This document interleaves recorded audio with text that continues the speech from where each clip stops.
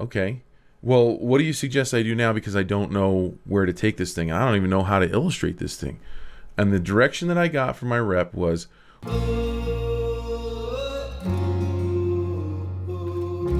hi guys, Will Terry here, and this video is going to be called How I Lost My Illustration Rep. Before I get going on that, just want to direct everybody to the links that I have below. If you want to follow me on Instagram, all the little characters that I'm posting for my book, I'm putting on Instagram. So if you're not already following me there and want to check out what I'm doing, go for that. And also, just wanted to say thank you for all the shares that I got on my last video, the laughing Mexican guy.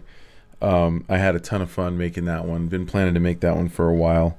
And I was actually sick last week and couldn't talk into the microphone, and so it was actually a good little video to make while I was sick.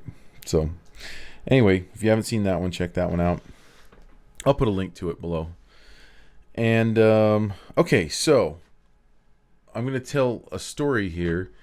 And I started asking myself, like, what's the purpose of me telling this, which is kind of a sad story. Well, first off, personally, I like listening to stories. I like hearing other people tell stories that are interesting to me. Hopefully this will be interesting to you. But hopefully it'll also maybe give you a little insight into the publishing world and into the world of artist reps and representatives, and maybe it'll help you avoid some of the problems that I had. So I'm just going to kind of dive right in. You're going to do whatever you're going to do, drawing or sleeping, or I don't know what you guys do while you put my videos on. Probably drawing. Okay, so first off, historically speaking, I'm talking about artist reps. If you don't know what an artist rep is, that's another video I'm going to link, because I've talked about artist reps in the past. And so an artist representative is someone who brokers the deal for you and finds work for you, and then you pay them a percentage of the money that you collect. And typically the percentages range from anywhere from 25% to 35% for an artist rep. Agents usually take 10 or 15%, but that's not what this video is about. It's not about the technical aspects, but I figure I'd put that in there because someone's probably going to ask in the comments. So historically, though, when I finished school in '92, what reps were doing at that time is most of them had anywhere from 10 to 20, maybe 25 or 30 at the most, artists that they represented. And so if you figure at that time, let's say it could be a pretty good lucrative business for a rep, because let's say the average person they repped made, let's say they had 15 people. That seemed pretty standard. 15 people, and let's say the average person in the group made $100,000, just for a round easy number, right? So 15 people times $100,000 a year, 150 or $1.5 million. And if a rep is getting 25% of that, what is that? That's 250,000 on the first million, and then 125 on the half. So what's 250 and 125? 375, something like that. So an artist rep could make really good money, $375,000 a year. Some made more than that, some made less than that, but that's kind of the leverage point. So one would say if we were smart as artists, we would be reps, right?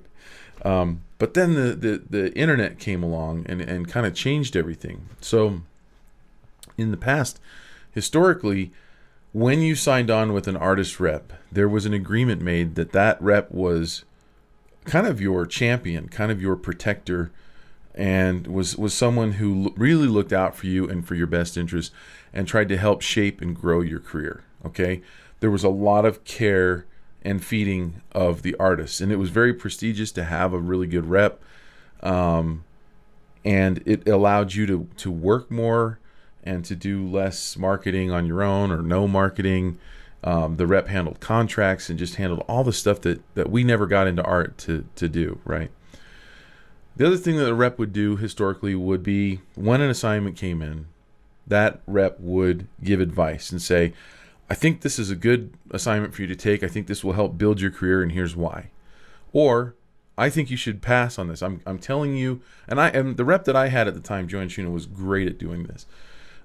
She would say, here's a job that came in for you. I don't think you should take it, and here's why. And maybe it would be the money was too low, or maybe it would be that there were other opportunities that we were working on and that it might get in the way. Or it could be that the rep has worked with that client before and knows that they're very difficult, and then it probably won't go smooth based on past interactions with that client.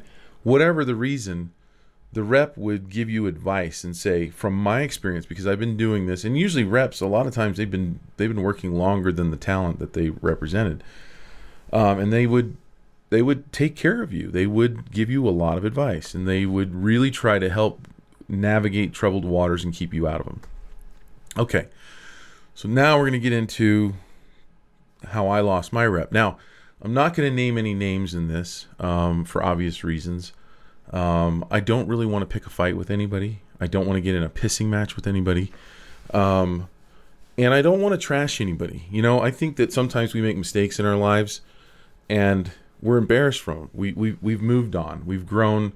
And we've said, I'm never going to do that again. And the last thing we want, some loudmouth named Will Terry on the internet talking about us. Now, the people who are involved will probably, this might get back to them, and they might know who they are. And I'm fine with that, but I'm going to do it anonymously. So back in about 2009, I was working on, let's see, make sure that, I'm on the right track here. So I was working on 2 books and a big advertising job all at the same time. And this was in the winter of 2009. And I get a call from my rep, and he says, hey, I got another story for you to do. I know you're really busy, but I think this is a really good one. It's coming from a big publisher. And you want to work with bigger publishers, which I did. And he said, so here it is, I'm going to send it over to you. I'm like, okay, good. I'll take a look at it. I asked him, what do you think about it? And he said, I think it's great. I think it's awesome. It's super funny. I'm like, okay, great. Now I'm super busy. So then, I get this, package in the mail, and that's how in publishing, a lot of things, even still today, even though they'll email you a manuscript, they'll email you the work. They'll also often follow it up with a FedEx package of the physical manuscript. That's just, I would say publishers in general are a little old school in some ways as far as how they work with physical copies of things. And some people really like that. Some people like getting physical layouts where they're 11 by 17 paper that's folded and it comes, and that way you have a digital copy, but you also have this physical copy that you can refer to. And some people like to measure the layout or whatever. I don't know. I'd rather get it digitally, but anyway, I get this thing in the mail, and it's one piece of paper, and it's handwritten in pencil. The manuscript it's not a separate manuscript. It's a manuscript that's written into, I'm talking like drawn out little panels like you would make a cartoon, but really rough and really fast, and then handwritten words that I could barely even read, with little scribbly sketches on there. That's odd. I've never gotten a manuscript that was so poorly put together, and let alone from a big publisher. And I thought, well, that's weird. But anyway, I looked at it, I read through it, and I didn't get it. I didn't understand the story. It was really vague, and it seemed like it wasn't complete. And so I called my rep and he said, well, do you want to take this on? And I said, I'm reading through this thing and I don't really get it. And he goes, oh, I thought it was really funny. Well, I realized that, I didn't really spend the time to really, really dissect it. So I thought, well, maybe I'm missing something. And this is where I take the blame on this project. Because I really should have turned it down right then and there. I didn't get it. It was poorly written. There really wasn't a story. And I kind of got that from reading through it once, but I didn't take the time to go back. And I asked my rep, well, what do you think of it? He said, I think this is really funny. I think it's a really good story. I think you should take it. So that was my problem, is I trusted my rep like I would have trusted the reps that I've had in the past who operated historically under that principle of protection, of taking care of you. Now, this rep that I was with had over 150 or 200 artists. So we were, everything has changed. And it's not, I wouldn't really blame the rep for, this rep is super successful. And I wouldn't blame the rep for the business model at all, because the internet changed everything. So if I were in that rep's position, I'd probably be doing the same thing. I'd probably be more of a listing service for artists and listing these different artists out there and giving them exposure on my website. But the relationship totally changed. But no one ever said that. No one ever said, hey, and by the way, we're not really going to represent you. We're just going to shove jobs at you and tell you, hey, you should take everything, because we want to get as much money as we can. If I had known that was the arrangement, and I really should have. I mean, I don't want to really put that blame on them. This is the part that I'm going to take on right here. I was stupid. And this was where I learned and grew up really fast, is that you can't just trust people, even people that you think are on your side, that are trying to help you. You can't necessarily trust them. Is what I learned from this, right? So I did. I went in trusting, and I was so busy. I mean, I was working 7 days a week. I hate to admit that, but I was working 7 days a week trying to keep my head above water. And I tossed this thing on the back of my desk, literally on the back of my desk, and let it sit there for months. And I had to have sketches done, I believe, sometime in July, the end of July. Yeah, the end of July. So I still had a lot of time. This was probably, when I had this conversation, was probably around January, February, and I still had a long day out there, months and months and months till I had to have sketches done. So it sat there for months. And then I was going to ALA with my friend Rick Walton and Guy Francis. And Guy Francis was in the video. He had the book in McDonald's, the video I made about 2 or 3 weeks ago. And so we were all we were road tripping to Chicago, and we were going to go to ALA, which is the American Library Association. It's one of the biggest. So all the it's important to know this stuff, but all the librarians in the country are invited to this party twice a year. I think there's two. Yeah, there's midwinter, and then there's the summer one. And so you have, I think there's 20 or 30,000 people that descend on, and there's 5 different cities. It rotates around every year. And this year it was in Chicago. And so we were going to be going out there, and I picked up that story again because I knew I had sketches due, and I read through it again, and I still didn't get it. And I called my friend Rick, and I said, I need help. Like, I need you to read this story and tell me what's good about it, because my rep is saying it's great, and I'm reading it, and I'm not getting anything. He says, well, bring it on the road trip, and we'll read it on the way out there. So we're driving along, having a good time. And finally, I'm like, hey, remember that manuscript? And so he says, yeah, let me see it. So he's sitting in the passenger seat, and I think Guy's driving. I'm in the back seat, and he's reading through it. And you have to know Rick, but he doesn't really give you any facial clues at all. And so he's reading through it, and then he hands it back without saying anything. And I'm like, well, what did you think? And he just starts shaking his head. And I go, it's bad, isn't it? And he goes, there's no story there.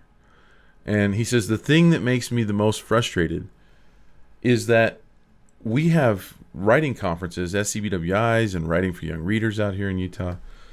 We have writing conferences where people come and workshop their stories. And the students that come to the writing workshops, there are hundreds of stories that are better than this one. And to think that a publisher will buy this one, it just doesn't make any sense. Like, there's no story here, and yet there are tons of stories out there that should be and could be published in its place. So he says, okay, so what do I do now? I'm supposed to meet with and this is another thing I had planned, was I was meeting with the editor of this big publisher at ALA, we had a lunch scheduled where, because I had concerns, and I called her and I said, hey, I'm not really understanding exactly where to take this story, illustration wise. And she's like, don't worry about it. Just come out and we'll have lunch and we'll talk about it. So I meet with her and I said, I don't really get it. It just seems like a fragment of an idea of a story, but not a complete story. And she goes, you know what, Will? Here's the thing. You can do anything you want with this story. Anything. And I'm like, really? Because that's not the way, just so you know, that's not the way it works.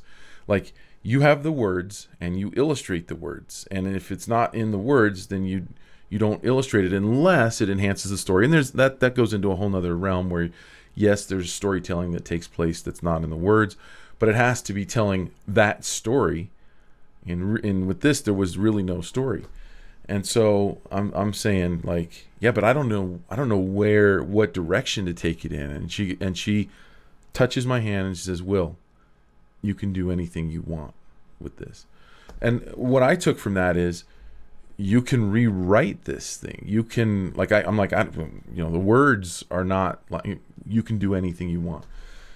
So I thought that was really strange. I've never heard of someone telling the illustrator you can take a story and change it and move it in any direction that you want to. So I kind of left that meeting with no further than when I went into it. Then on the way home, we're driving home, and Rick and Guy's like, well, we'll workshop it in the car. We'll help you with it. We'll come up, we'll brainstorm and try to figure out how to pull this thing in the right track. And as we're working on it, as we're talking about it, their consensus was, you need to go back to the author, because this could go it's a story that needs to be written, and it could be taken in 1,000 different directions. And our consensus in the car was, but where do we take it? So I get home, I call my rep, and I go, look, this is what happened. We went out there, blah blah blah. I talked to the editor, and she's saying I can do anything. I can rewrite it. I can take it in any direction. Rick says it's a piece of junk, and you said it was good. And what's going on with that? Well, I did think it was really funny. Okay. Well, what do you suggest I do now? Because I don't know where to take this thing. I don't even know how to illustrate this thing. And the direction that I got from my rep was, Will, this could be career building for you if you take this on and write the story and make it really good. And if the book does really well, it'll build your career. And I started thinking, yeah, maybe you're right. But then on the other hand, I'm not getting paid to be the author. That's not my job. And for some reason, some author is getting, and I'm not going to name the author's name.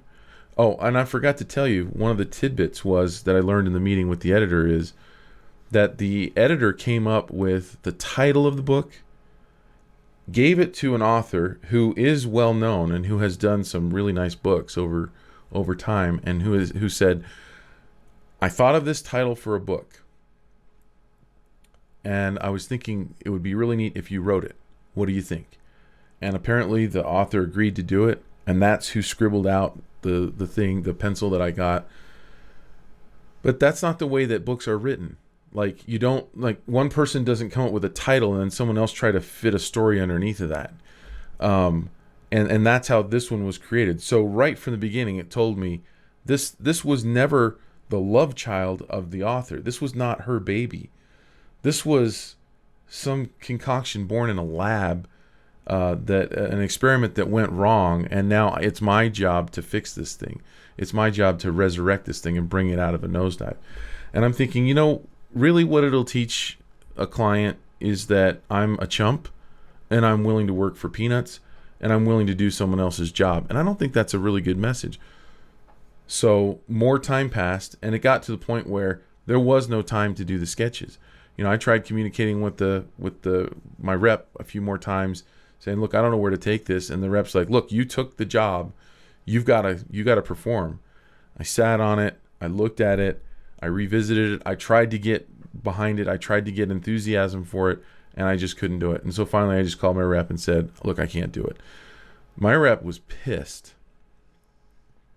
Then he called the client, the art director, and she was even more pissed. So then I'm starting to get these nasty emails from both of them, which are basically throwing me under the bus, saying, "How dare you, take this project and not come through with it and not do your job." And at that point, I just realized that I had basically been sold a bill of goods that was absolutely no good. I realized my mistake. Look, what I did was I wrote an email to everybody. I wrote an email, and I copied my rep, I copied the art director, and I copied the editor. And I said, look, half of this is my fault. Easily half of this. I accepted a job that I should have turned down and said no. I should have said, this is a horrible manuscript. It's not even a manuscript. To call it a manuscript would be a disgrace to real manuscripts. And I should have just turned it down. But instead, I accepted it. And by doing so, I made an agreement and signed a contract and all that. And yes, that is my fault. And for that, I'm willing to take whatever bad things come from that. I'm willing to take that on my shoulders. But you guys have to admit your blame. And I put this in the email, and I said, you don't write a story by coming up with a title and then shoving it off on an author and saying, hey, would you scribble something out on a napkin in an afternoon? I mean, that's not how a story's written.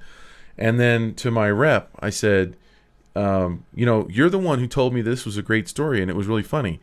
And professional authors and illustrators have read this thing, because I showed some other people too. And they're like, there's no story here.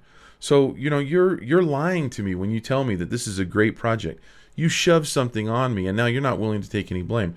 And I was very direct, and I was very forceful in the email. And I get a call from my agent going, well, I guess you don't want me to be your rep anymore. And I go, you weren't. And the next day, my work was taken down off the website, and that's pretty much where the story ends. I wish it had a good ending, like a good like quitting story or something, like where I got the best. But actually no, because in the end, it was, like I said, it was a learning experience. They were unhappy, I was unhappy, and I could have avoided all of it if I had simply spent more time on the manuscript. And believe me, I turned down a lot of manuscripts, and that's my criteria now is I have to love the story. If I don't love the story right from the get-go, after the first or second reading, then I know it's a sign. In fact, I had one a few months ago that I shared with my wife. I read through it and I thought, there's some really stupid things in here. And I had my wife read it, and she's shaking her head, and I'm like, and I just knew, even though I wanted the book had some really good subject matter, it had some really fun scenes that could have been fun to paint, but at the same time, I'm at a point right now where the money from a manuscript, or the advance money that I get from doing a book, is not the motivation for doing the book. For me, the motivation is to create a piece of art that can stand the test of time, that might even win some competitions and some state awards, and maybe even higher awards than that. And most of the manuscripts that I get, that I look at, they have something wrong with them. And I'm not looking for, this goes off into another area, but it's like I'm not looking for the most innovative manuscript. I'm not looking for the most earth-shattering new territory being broken, or because every story is going to have hints of other stories, and it's it's going to be an amalgam of other ideas, but at the same time, that other ideas that we've heard before. But at the same time, I think it needs to hold together as a solid story, and I haven't been really getting those, and that's why I'm starting to develop more of my own ideas and writing my own stories. And ultimately, I think that I will only be satisfied at this point in my career to either illustrate really good stories from other authors or my own. But I'm definitely not going to dumpster dive and try to make something work like the manuscript in this story. I think that's all that I had in there, but I would like to say this is, you're getting one side of the story, right? So I will issue a challenge to anybody that I've mentioned. I didn't name names, but If you're out there and you're part of this story and you feel like I told it wrong, I will debate you on a live Google Hangout. If I've misrepresented this story in any way, shape, or form, I'd be happy for this channel to talk to you. So if there's anybody in the comments that wants to say, well, that's not exactly how it goes, put your money where your mouth is and talk to me on a live Google Hangout. Anyway, not the happiest story, but in the end, I guess in some ways it really is a happy story, because the only way we grow, the only way we get better, and the only way we make really great decisions in our lives is from the failures and the mistakes that we've had in the past. So I have to chalk it up as one of those. At the time, it was really raw. I really liked this rep. I did not want to part ways. At first, it cost me money because I wasn't getting that influx of work that I had been getting. In the long run, though, where I've been able to go since then, I feel like I'm much further along than I was when I was with that rep, both financially and career-wise. So I would also say, if you've ever had a problem where you where you go through something like this, a pretty big setback in your life, I think the tendency is when you're living it, when you're in the moment, you're thinking all is lost, and that you may never recover in that. But I think if as an artist, if you're true to what you're doing, you can withstand lots of storms. You can recover from a lot of things like that. And this was one of them. This was one of my great mistakes in my career. If I had it to do over again, I know exactly what I would have done, but hindsight's 20/20. And moving forward, I will never make that mistake again. Do not subscribe unless you want to see more or hear more videos like this, and I'll see you on my next one.